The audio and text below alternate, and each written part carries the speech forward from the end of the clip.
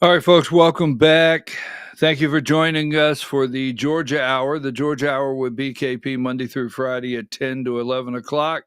Running a little behind. Okay, voiceofruralamerica.com. My commitment next week to get my time at 10 o'clock. So people are saying I thought it was the Georgia Hour, not the Georgia 52-minute, not the Georgia 51-minute, 48-minute, but that's the way it goes. So as we're talking about Georgia, I now want to move in, and I saved this one part because this does pertain to Georgia. We have a U.S. Senate seat coming up here for election, Jon Ossoff. And Jon Ossoff and Raphael Warnock did vote for the Laken Riley Act.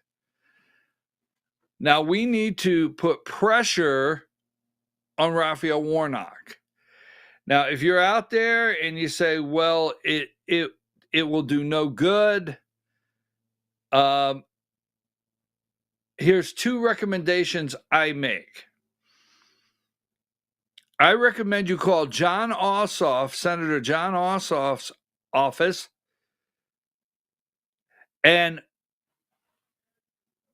ask him to tell Raphael Warnock to vote for RFK and all of Trump's nominees, but right now RFK. Because he's on the committee.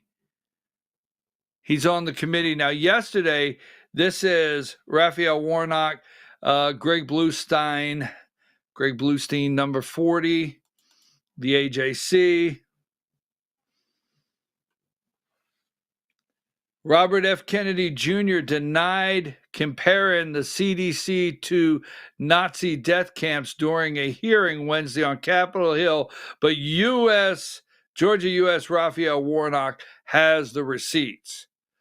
Well, I don't care where the CDC is located. I don't care how many people they employ.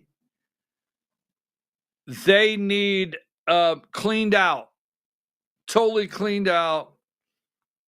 And whatever RFK may have said about the CDC, I don't care. This guy said that's the reason I can't vote for him. Give me number 38, AJC, Georgia Senator Warnock to vote against Kennedy after tense exchange over Nazi comments. Tense exchange over Nazi comments. Give me video 17, Diane. I need to know, do you stand by those statements that you made in the past, or do you retract those previous statements? Senator, I don't believe that I ever compared the CDC to Nazi death camps. I support the CDC. My job is not to dismantle or harm the CDC. My job is to empower the scientists if I'm privileged to be confirmed. So you retract those statements? I'm not retracting it. I never said it. Well, actually, I have a transcript Of me saying that it's a Nazi death camp? Yeah, let me read your words. It says that the institution CDC and the vaccine program, is your description of their work, is more important than the children that it's supposed to protect. And you know, it's the same reason we had a pedophile scandal in the Catholic Church. It's because people were able to convince themselves that the institution of the church was more important than these little boys and girls who were being raped. That's pretty provocative language. You said in another statement to me, this is like Nazi death camp. I mean, let me finish. I'm just reading your words. I mean, what happened to these kids? 1 in 31 boys in this country, their minds are being robbed from them. Yeah, I was not comparing the CDC to Nazi death camps. I was comparing the injury rate to our children to other atrocities. And I wouldn't compare, of course, the CDC to Nazi death camps to the extent and any statement that I made has been interpreted that way, yeah, I don't agree with that. All right, so give me number 23. This is Raphael Warnock. All right. Now, he calls himself Reverend.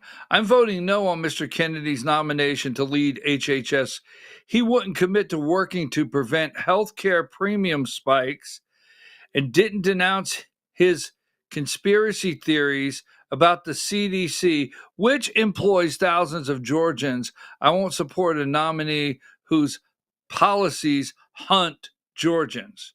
Children are okay. You need to understand, children are okay. That's right. Pedophiles, atrocities, that's okay. These people are absolutely, and give me number 22.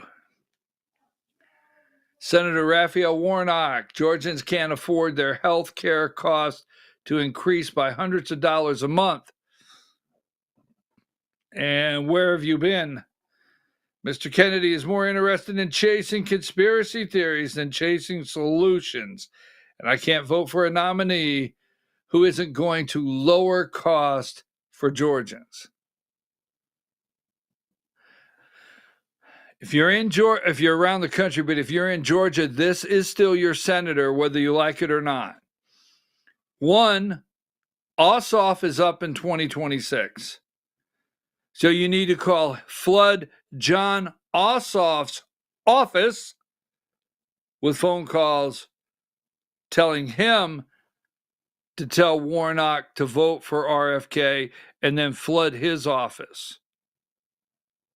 You have to put pressure on Ossoff every day. Jon Ossoff has to have the pressure on him every day, no matter what it is, even if it pertains to Warnock.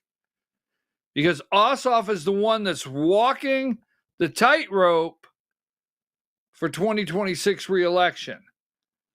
So for all those times you think, well, that's a Democrat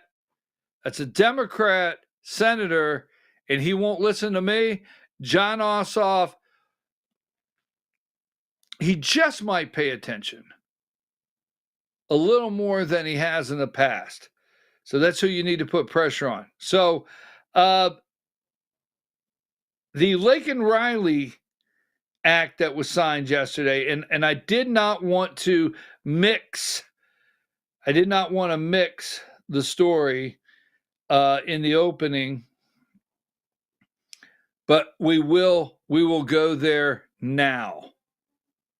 So I've told you this in Georgia, the Georgia GOP Inc. We have to, number 20, we have to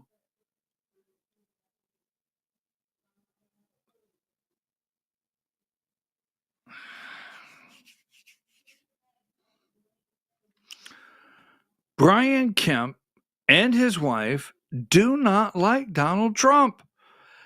I don't know exactly what happened down in Valdosta where they shook hands,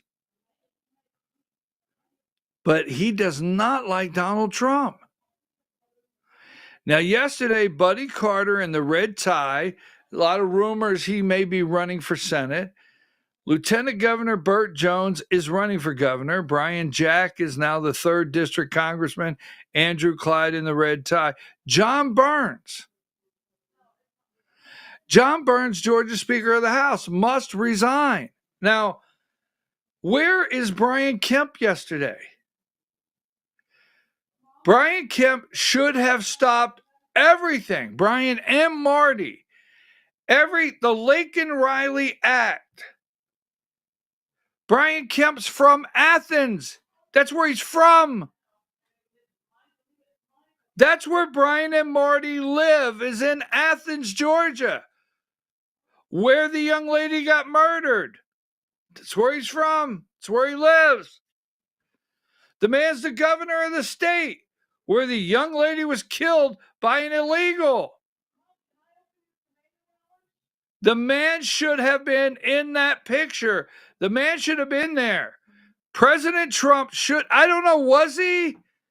President Trump should have, okay, looked out in the audience and said, it's great to have the governor here with us today to share in the signing of the Laken Riley Act, the murder of this young lady in Georgia. Where's he at? Brian Kemp is a bad guy, a really bad guy. So is Marty Kemp. Ask Josh McCoon what he thinks. Now, I will say this, a little side note. The Godzilla of bullshit has made it back into Georgia. He's brought his bullshit bus, and he's back in Georgia, and the Godzilla of bullshit is back trying to spin his weave. We'll get into that. I know what you're thinking. I thought you guys buried the hatchet. We did for the 2024 election. But as soon as he crossed the Georgia state line, and he's going to start pulling all his stunts again, and he's going to start getting involved with the grifters. I mean, the guy is a medicine man selling medicine off the back of a wagon from town to town. All right, so anyhow, where was he at yesterday? He wasn't here. Wasn't there. Laken Riley Act. Jon Burns. Now, I want Jon Burns to resign, not just because of Colton Moore. I agree. In fact, I'm very thankful that Colton Moore took the attack. I'm very thankful that Colton Moore, the state senator, stood up and took that attack that day. Because now we have a lot of people paying attention. And Jon Burns, all right, I have told you how legislation works. The guy at the end, Jon Burns, your state representative, and they're going to get mad at me. They're going to tell you, if you say this to your state representative, they're going to say, Brian is just out there. He'll just say anything. Your state representatives are not allowed to have an independent thought. They're not. Your state representatives are not allowed to vote no unless it's in a district where they have to run cover, and Jon Burns could trade a couple Democrat votes for your vote, so that way you run cover. Every single piece of legislation that goes on the House floor in Georgia gets approved by Jon Burns, or it doesn't go on the House floor. And then you're instructed how. I had a state representative tell me one time when they voted no on something, they had a couple very bad weeks. I said, what? That's all I could tell you. I had a couple very bad weeks after that. Oh, yeah. Retaliation. Now, I want to move on to something but Jon Burns, don't forget, number 43, Georgia Speaker of the House, he invited a man dressed as a woman to stand in the chamber and pray at the Georgia State House floor with your representatives in attendance. That's a man. Jon Burns invited this person on the floor of the Georgia State House. Jon Burns must go. And we need to get word to President Trump he must go. Now, I want to bring up a subject. I don't know if I'm going to be staying all the way to 11, Diane, so you can get ready. I don't know if I'm going to be staying all the way to 11.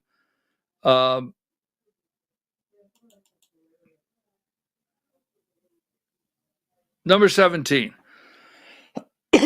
And this is a little different take. All right. Now, if I would like to ask, here's what I want to ask. Because we're in the third week of the Georgia legislative session. All right? Here's my question to you. Has the Georgia GOP Election Integrity Task Force held a meeting? Have they?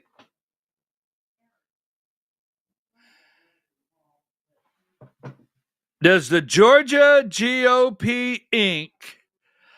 Election Integrity Task Force, chaired by Brad Carver, have you had a meeting since the 2024 election in November? We're 3 weeks into the Georgia legislative session. Do you have a plan? Do you have committees? What have you presented thus far? I want to know. Want to know today. Can you get word to me if they've had a meeting? If the Georgia, one more time, state GOP Election Integrity Task Force. Because if you believe that everything is solved, everything is okay, right? If you believe that our data is in the clouds, if you believe that they should still pay $500 to get the voter registration files from the Secretary of State, if you believe the voter registration files are accurate,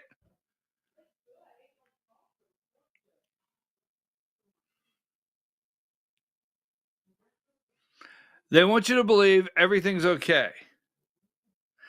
They're going to come out, my opinion, the Georgia Secretary of State's going to come out and say, we're going to do the patch. We're going to do the patch. We're going to update the machines. And wow, what an awesome election. And we must not forget, Georgia, on the machines where we vote, the election system that we have, every single thing, the voter registration, all the above is what was in place when they stole 2020 in Georgia. So everything's not okay. That's a fact. Now, one of the major things, and that's why I brought this up, one of the major things, and I'm not hearing this, I would like to talk to some people. Now, last year, the State Board of Elections, right, they were supposed to separate from the Secretary of State's office. So what we did is we had the Board of Elections, State Board of Elections was totally under the Georgia Secretary of State's office, Brad Raffensperger. Totally under there. All right. Then we had Brad Raffensperger was the chair of the Board of Elections. So we did pass legislation that changed the board makeup. We did pass legislation that removed Brad Raffensperger, the Secretary of State, as the chair. Okay, we did pass legislation to give the Board of Elections a budget to operate on their own, hire a director, executive director, and their own investigator. So we made some strides in the right direction, but the Board of Elections is still under the umbrella of the Secretary of State's office. Now that I'm aware of, the Board of Elections does not completely have their own line item budget. Last year, there was a lot of talk that Brian Kemp didn't fund the Board of Elections, but that wasn't true. The Board of Elections was receiving monthly payments, but Brian Kemp felt that some of the budget was redundant. Now, in everything in the state, the governor can feel that some payments are redundant, meaning you can get that somewhere else. So there were some payments that didn't go to the Board of Elections, but it's not that they were withholding the money. It was deemed redundant, and that the Secretary of State's office already was getting money for the same thing. So there was a little confusion on that. But the State Board of Elections, I mean, look, I have to tell you, I get some heat. Because the storm chasers, and I like some of these people, but they're storm chasers. And then I go on there and I see the grifters whooping some people up in a frenzy, all right? And I see the lady that wears the heavy red lipstick whipping people up in a frenzy. And I see people putting all these posts up. But I never actually see a solution, and I really never see us put together what we need to be doing instead of just throwing a rock at a legislator. I never see the plan. Now, let me get to this for a reason. If you're out there today, you need to get with me or get with others. And what we need to do is we need to totally complete the separation of the Board of Elections from the Secretary of State's office. Needs to be completely removed. If you're not paying attention, all right, the Secretary of State's office would not let them have their own website. Can't have it. The Secretary of State's office, you can't find very little on the Board of Elections, and you have to go through the Secretary of State's website. 1. 2, Secretary of State did not give them a website to separate themselves. I mean, they should have their own website. They should have their own way for you to go straight to their website, make a complaint about something in elections, write them directly, contact all the members directly, but they don't. They should have their own budget with legal counsel. So every time the Board of Elections is at odds with the the Secretary of State's office, every time the Board of Elections is at odds with the Secretary of State's office, they don't have their own legal counsel. They do not have their own legal counsel. The legal counsel for the Secretary of State doubles as their legal counsel. And what do you do when they're at odds? So 1, they should have their own website. 2, they should be totally separate with their own line item in the state budget. 3, they should have their own investigators.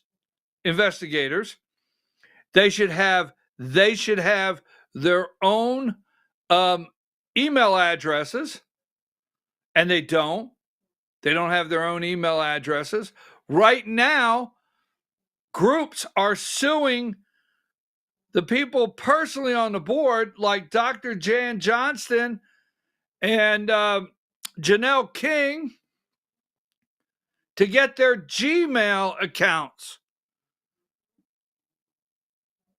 They can't operate and discuss anything on the State Board of Elections because they don't have a state email address where they can discuss the business, and that's open and subject to open records. They don't have it. They have to separate that. They have to get their own legal counsel. We have to remove the chairman, John Favreau or whatever, Waffle House King, the guy Brian Kemp put on there. He must be removed immediately. He's a bad person. So I put this up for a reason, because I don't see this getting the traction. And this was yesterday. I don't see this getting the traction that it should be. This is Dr. Jan Johnston on the State Board of Elections in Georgia. Unbelievable, outrageous. I arrived at a meeting in the Secretary of State's office last Friday and found an AJC reporter and Deputy Secretary of State Jordan Fuchs sitting at the door to the meeting room. She had a meeting with Brad Raffensperger, the Secretary of State. Reporter Mark Nisi, I arrived at a meeting at the Secretary of State's office. Reporter Mark Nisi with the AJC, according to his own account, he was invited by someone from the Secretary of State's office to witness the 1-hour meeting just in case it became contentious so he could report the news. Jordan Fuchs and Mark Nisi were non-participants in the meeting, but remained just outside the meeting room the entire time, listening and watching. Unbecoming and inappropriate, in my opinion. I wonder if someone was secretly recording the meeting, as has been done by the SOS office in the past. They're not on our side. These are supposed to be Republicans over in the Secretary of State's office. This is supposed to be the person that the Republican Party appointed, Dr. Jan Johnston. Dr. Jan Johnston. Sorry about that, double J's. Dr. Jan Johnston, the GOP appointment to the State Board of Elections. You go over to the Secretary of State's office, they're supposed to be Republicans. So I'm just telling you right now, they're trying to end MAGA. I told you that yesterday in Georgia. And if you think our elections went so well, Donald Trump won, and you're still cheering, okay? You're still cheering, and you see the grifters, and you know who they are, and you're not zeroed in. The Georgia legislative session is going on right now. You understand that? This is when we have to get this done. This is when we have to make strides to totally separate the Board of Elections. We have to get all these things cleaned up now. And I don't see anybody on the street, as they say, talking about it. But take this right here. Follow that tweet. The AJC was right there ready to go to report after this meeting. We have to get our election straightened out. We have to stop electronic machines from handling our elections. We have to stop the Secretary of State from running the state election board. But I'll go back one more time before I close and ask you, has the Georgia GOP Election Integrity Task Force, have they had a meeting? And have they had a meeting with lawmakers concerning changes that we didn't get done and we want done as far as MAGA is concerned? Maybe we can tell Charlie Kirk to tell the Georgia GOP Chair Josh McCoon. All right, so briefly as I close, all right, number 44. I may make comments on this on a daily basis. Georgia Republican Party key convention dates. Don't forget.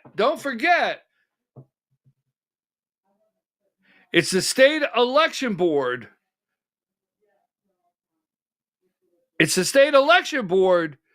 You went to those last 3 meetings, 100 of you, if not more. Don't forget. It's the state election board where Fulton County, the Joe Rossi, Kevin Moncla case, we'll call it, with Garland Favorito, voter GA, and all of the evidence got swept under the rug. Don't forget, that's where it did.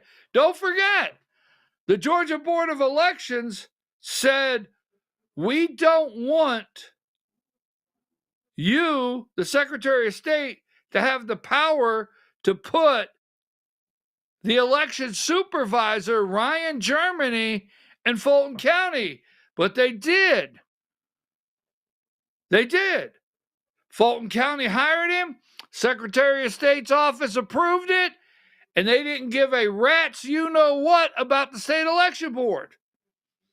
And Ryan Germany gave him a clean bill of health over there at Fulton County. While everything is just perfect over there. This will be the same Fulton County that probably participated the most in stealing 2020, but between Ryan Germany and Fulton County and the state Secretary of State's office, cleaned it all up without any involvement from the state election board. The backroom deal, remember that? The backroom deal. You gonna let that go? You gonna let go that you people went by the hundreds? Do you remember the state election board meeting that had 55 people signed up to speak? I watched the whole thing sitting right here. 55 people. You remember the state election board meeting that had Ed Lindsay resign? But that was a stunt, right? That was a stunt. You remember the next one for the rules? You had over 100 people in the room, and the next one for the rules, and you passed all these rules, and they got thrown out, were never implemented.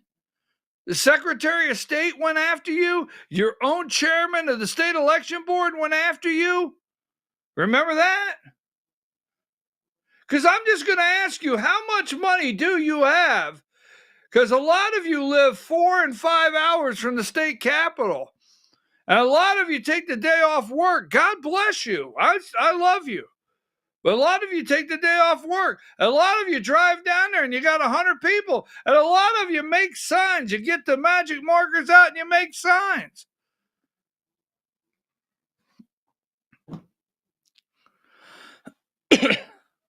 Right now, right this minute, week 3 of the Georgia state legislators are in session.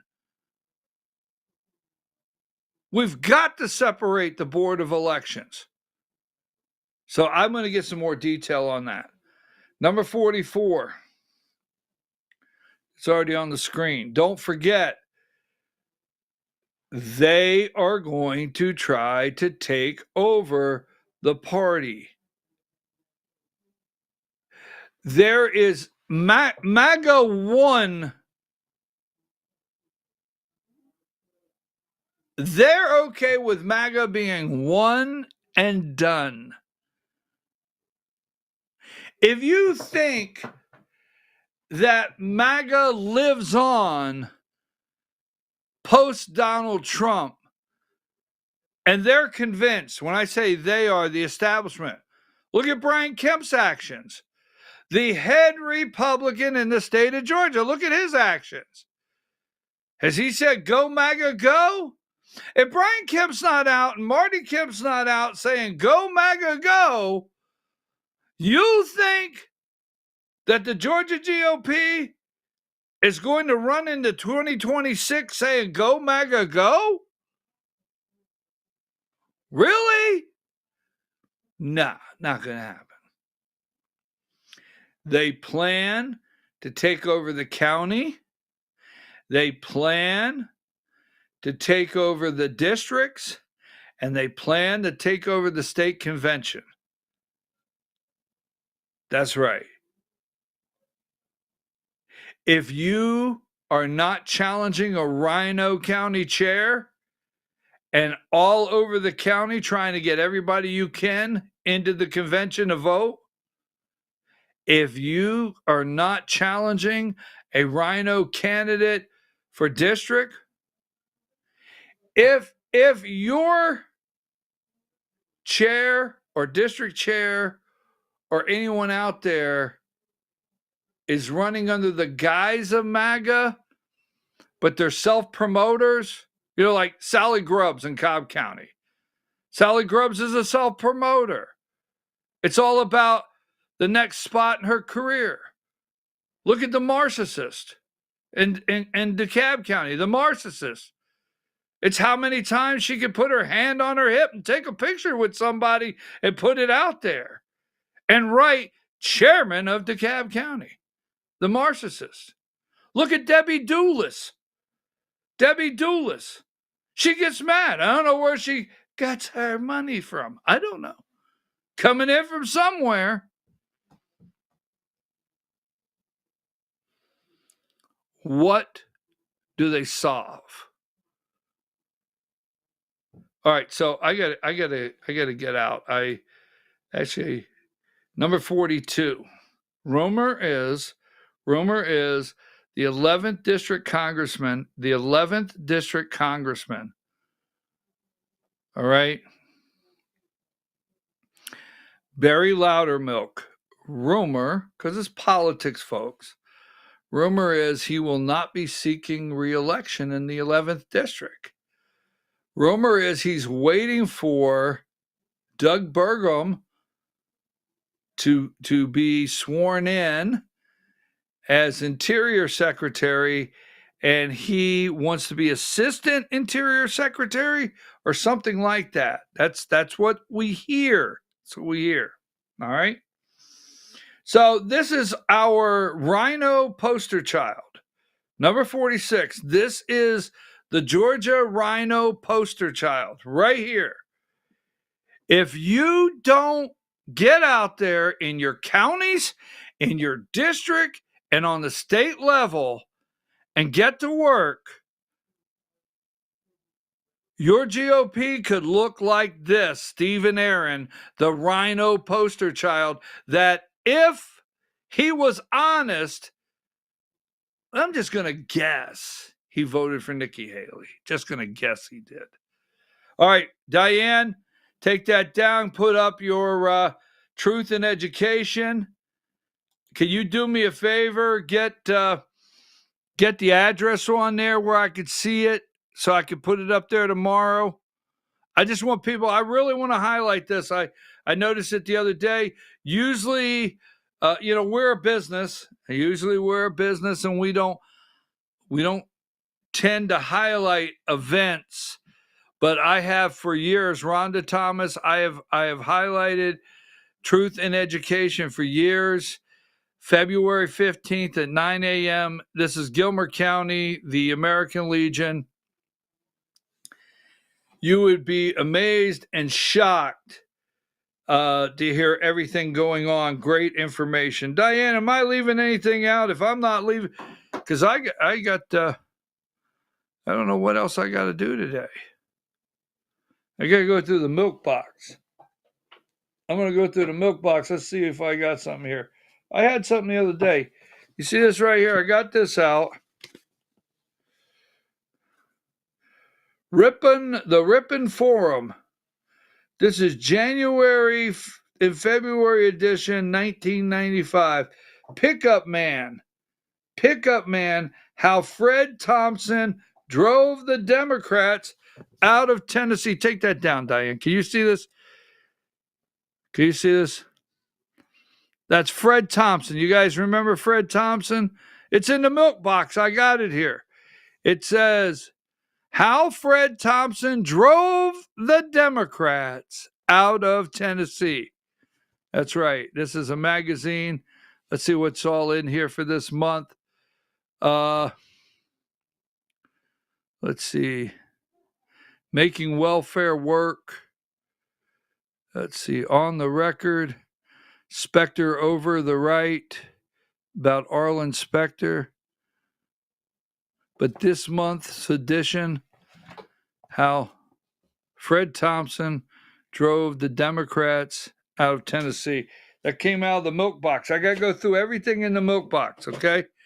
Now, I showed you yesterday, Diane, I got my hat, and it says January 20th, 2025 inauguration.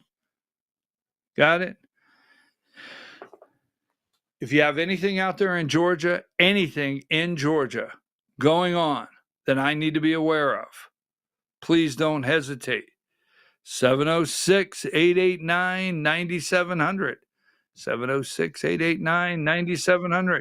You can text me. You can email. You can email Diane. Get it to us if something's going on that we need to be aware of. Also, if you'd like to help, we got legislation that needs, we need somebody reading down in Atlanta, or we need you scouring the Georgia landscape or anywhere really, but picking up stories, letting us know about it. We can't get to all of them, but we need your help. We appreciate that. And if you don't have, tomorrow, Diane, could you get me a list of every single place that we're streaming? I'll give you till tomorrow. But if you want to look at the segments and you want to send segments to your friends, people ask me all the time, you can go to Rumble, Voice of Rural America, Rumble channel, get the segments off there. We break them up every 30 minutes. All right, folks, I'm out. Tomorrow's Friday, Diane. Yeah, I'm going to chime in here. I'm not going to have my playlist today because I'm not feeling well. Okay. All right. Boy, you just broke the heart of millions. But no, if you don't. All right, so folks, there you go. I'm glad I hope you feel better, Diane. I know hey, look, folks, it's 5 degrees one week. It snows 12 inches the week before. It rains 3 days, and then it's 60 degrees. And you wonder why somebody's not feeling well. Yeah, and explain why there's still snow on the ground. I don't know what that is all about. All right, Diane, I hope you feel better. There'll be no Diane's playlist today. We know you look forward to that every day. And we put Diane on your prayer list that she feels better today. And I'm in the market for that full night's sleep. I'm in the market for that right there. So we'll go with that. Diane, thank you. I appreciate it. Great show. I'll see you tomorrow morning, 8 a.m.